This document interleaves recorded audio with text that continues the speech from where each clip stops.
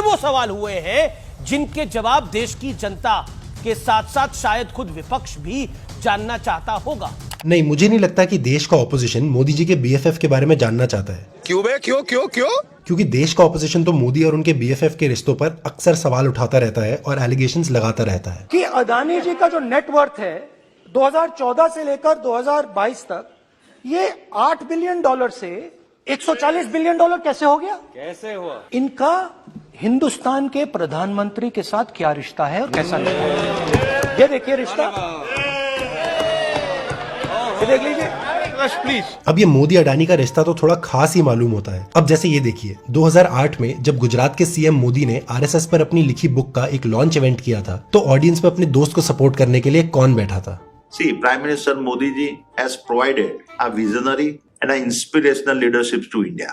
अच्छा, मोदी जी पर अक्सर एलिगेशंस लगते हैं of providing massive amounts of land to Adani for dirt cheap prices, changing rules and regulations as per Adani's business interests, giving away large number of airport and other infrastructure projects to him. And just how Adani ends up getting international projects from countries just a few days after PM Modi's visits to the respective countries will always remain a well-known mystery. The rest, as they say, is a history.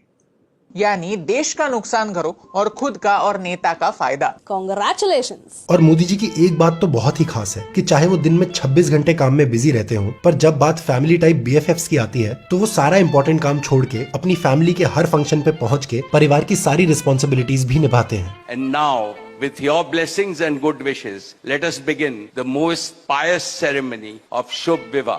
और मोदी जी की extra curricular activities यही नहीं रुकती। जब भी अंबानी परिवार के किसी भी वेंचर का इनॉग्रेशन हो तो फीता काटने के लिए मोदी जी झट से प्रकट हो जाते हैं। पर ऐसी नजदीकी देख के अगर कोई कॉन्फ्लिक्ट ऑफ इंटरेस्ट का सवाल उठा दे तो ऑफ कोर्स गलती नेहरू की बताते हैं। नेहरू जी को गालियां पड़ती थी, बिरला टाटा की सरकार, बिरला टाटा की सरकार, टाटा बिरला सरकार, टाटा बिरला सरकार। नेहरू जी लगातार सुनते आए थे। अब इस परिवार के प्रॉब्लम यह है कि जो गाली मेरे नाना को पड़ी वो मोदी को पड़नी चाहिए।